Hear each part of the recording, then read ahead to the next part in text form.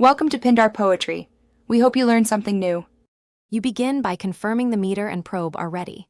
Replace a damaged membrane, charge batteries, and prepare a fresh calibration standard.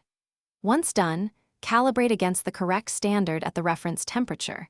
This ensures accuracy because dissolved oxygen readings shift with temperature and sensor drift. Make sure to rinse the probe with sample water to remove storage fluid, then immerse slowly to prevent trapped air. Finally, select mg/L or percent saturation on the meter and enable temperature compensation before. Now you collect the sample carefully to preserve the in situ oxygen concentration. Submerge the bottle opening at the target depth and let it fill, overflowing 3 to 5 volumes to purge trapped air. This minimizes headspace that would alter readings.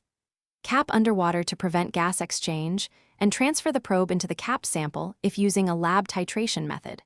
While sampling, record temperature, salinity or conductivity, and any visible turbulence, because these factors directly influence dissolved oxygen and help interpret results. You finish by obtaining a stable reading. Wait until the display stops drifting and then record the value along with temperature, time, and location to provide context. If using Winkler titration, complete the chemical steps precisely and note titration volume to calculate mg/L. Once finished, rinse the probe, dry and store the sensor per manufacturer instructions to prevent biofouling. If results are implausible, recalibrate and inspect the membrane and sample handling for air leaks. This single check often resolves strange readings. Thanks for watching. Consider subscribing if we helped you.